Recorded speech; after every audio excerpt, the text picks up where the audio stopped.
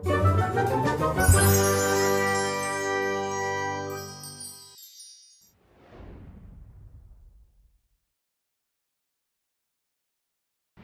जंगल में लक्ष्मी नाम की एक हाथी रोती हुई नजर आई एक गाय को मिली। गाय का नाम है गौरी। गाय हाथी का दुख देखकर पूछती है, क्यों रो रही है? इस पूरे जंगल में मैं सबसे बड़ा जानवर हूँ, फिर भी सारे के सारे मुसीबत मेरे ऊपर ही आ खड़ी है। मुसीबत तो सबकी जिंदगी में है, तुम्हारे सर पे ऐसी कौन सी मुसीबत आ पड़ी है? शेर मेरी जान के पीछे पड़ा है, मुझे खाना चाहता है। शिकारी को मेरे दांत चाहिए। प्यास बुझाने के लिए पानी में उतरती हूँ तो कभी मगरमच्छ पाँव पकड़ लेता है तो कभी सूंड पकड़ लेता है। तुम्हें तो पता है ना, मुझे पानी में ज्यादा देर रहकर नहाना अच्छा लगता है। डरो मत, मैं तुम्हारी मदद करूंगी। कैसे? तुम तो मुझसे भी छोटे हो। देखने में और आकार में मैं छोटी लगती हूँ, पर बुद्धि में तुमसे बड़ी हूँ। इस जंगल में चारे के लिए कहाँ जाना है, ये मुझे अच्छे से पता है। किस पानी में मगरमच्छ नहीं है, ये मुझे अच्छे से पता है। जब भी शिकार आसपास रहेगा, मैं तुम्हें सतर्क कर दूंगी। इंसान से हमारी अच्छी दोस्ती है, इसलिए हम उनकी रणनीति समझते हैं। गाय की बातें सुनकर बहुत खुश हो जाती है लक्ष्मी। इतनी अच्छी दोस्त को मिलवाने के लिए भगवान को दुआ भी देती है। और उधर गाय को भी हाथी का मासूमियत पसंद आया। ये दोनों एक दूसरे के साथ देते हुए खुशी खुशी एक साथ रहने लगी। ऐसे ही खुशी खुशी दिन बीतते गए। इतने में एक दिन एक और गाय कुछ घाव अपने शरीर पर लिए इनके पास आती है। लक्ष्मी और गौरी उस नई गाय के पास जाकर पूछती है कि क्या हुआ। मेरा नाम महिता है, मैं अपने झुंड से अलग हो गई हूँ। अकेले देखकर मुझ पर एक शेर ने हमला किया। महिता, तुम डरो मत, तुम भी हमारे साथ रह सकते हो। हाँ बिल्कुल महिता, हमारे साथ दोस्ती करो।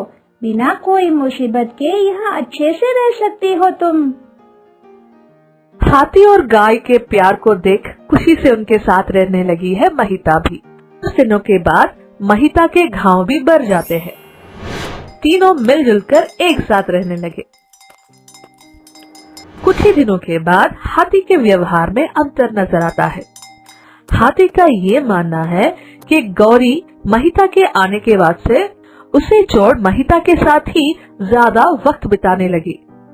वे दोनों पक्के दोस्त बन गए हैं, ये सब लगा हाथी को, और इन दोनों गैया पर नफरत पाल लेती है। एक दिन गुस्से से उन दोनों पे चिल्लाती है, तुम दोनों ने मुझे अलग कर दिया है। गौरी, तुम्हें तो महिता के आगे कोई और नजर ही नहीं आ रहा। ऐसा क्यों कह रही हो लक्ष्मी? तुम भी मेरी पक्की दोस्त हो। नहीं, तुम झूठ बोल रही हो। तुम महिता से ही ज्यादा दोस्ती कर रही हो। चारे के लिए भी तुम उसी के साथ जा रही हो। देखो लक्ष्मी, तुम गलत सोच रही हो। मैं ऐसे क्यों करूंगी? हम दोनों गाय हैं, तभी हमारा शिकार और शब्द एक जैसा लगता है। हमारी सोच भी एक जैसी नजर आती है, भावनाएं भी एक जैसे लगते हैं। इसका मतलब ये नहीं कि महिता तुमसे ज्यादा है मेरे लिए। तुम मेरे बहुत ही अच्छे दोस्त हो।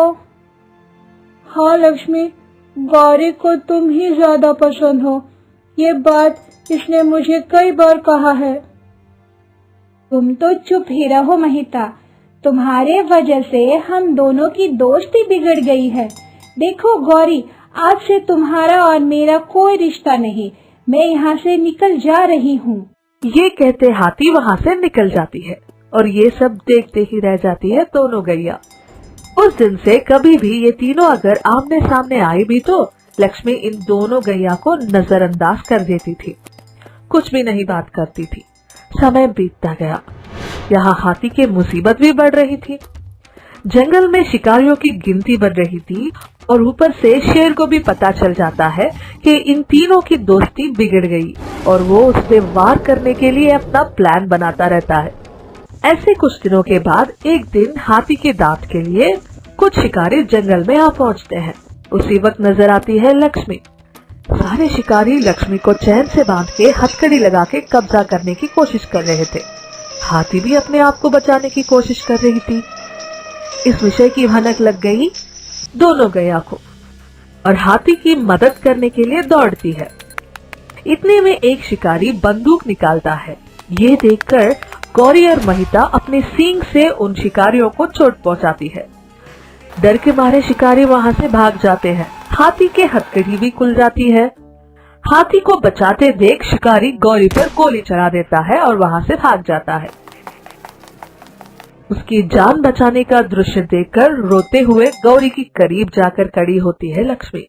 गौरी के पांव से खून निकलते देख हाथी गौरी से माफी मांगती है। लक्ष्मी, रो मत। उन लोगों ने मेरे पाँव पर ही गोली चलाई है। ये घाव जल्दी भर जाएगा।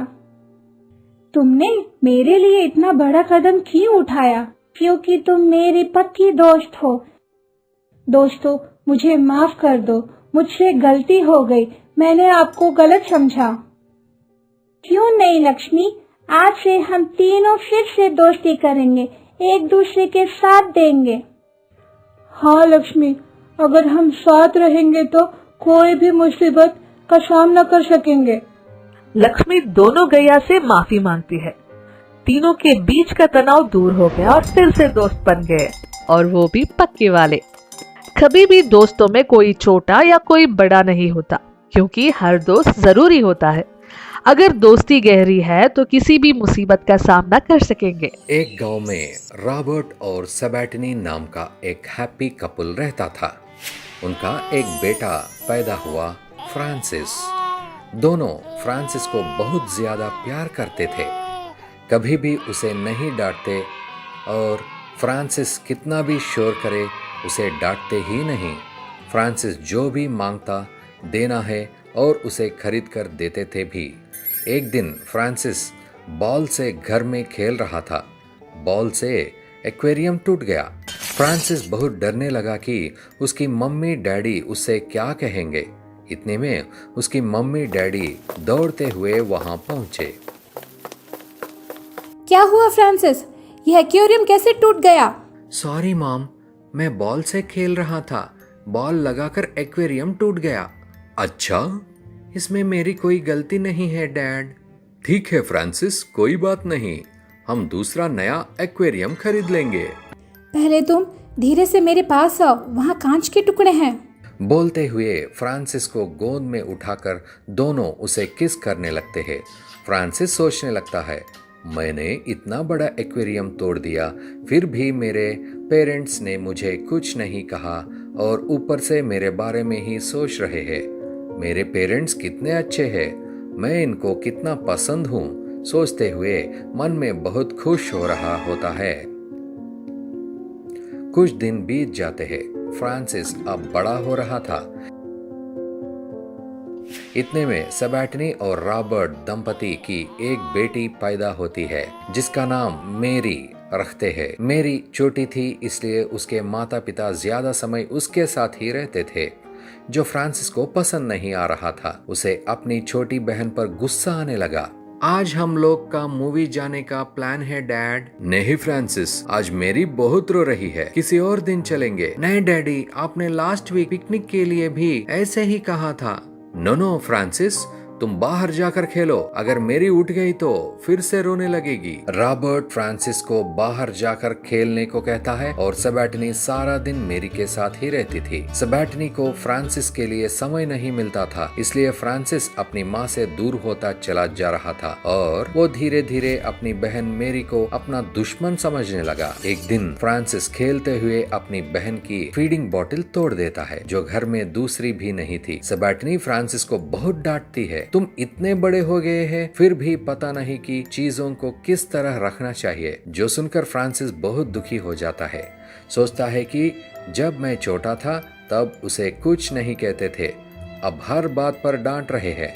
पर अब एक छोटी सी बोतल भी तोड़ने पर डांटने लगे हैं। अब यह लोग मुझे प्यार नहीं करते, मुझे इनको छोड़कर चले जाना चाहिए। मेरे चले जाने पर ही इन्हें समझ में आएगा, सोचता है फ्रांसिस। ऐसा सोचकर फ्रांसिस घर छोड़कर चला जाता है। सबैटिनी और रॉबर्ट फ्रांसिस को बहुत ढूंढते हैं, पर फ्रांसिस कहीं नहीं मिलता। तब वो पुलिस स्टेशन में कंप्लेंट कर देते हैं। घर छोड़कर गया फ्रांसिस घर का रास्ता भूल जाता है और सड़क पर बैठकर रोने लगता है। उतने में एक पुलिस वाला उसे देखता है। कौन है बेटे, तुम क्यों रो रहे हो? मेरा नाम फ्रांसिस है, मैं घर छोड़कर आया था, पर अब मैं घर का रास्ता भूल गया हूँ।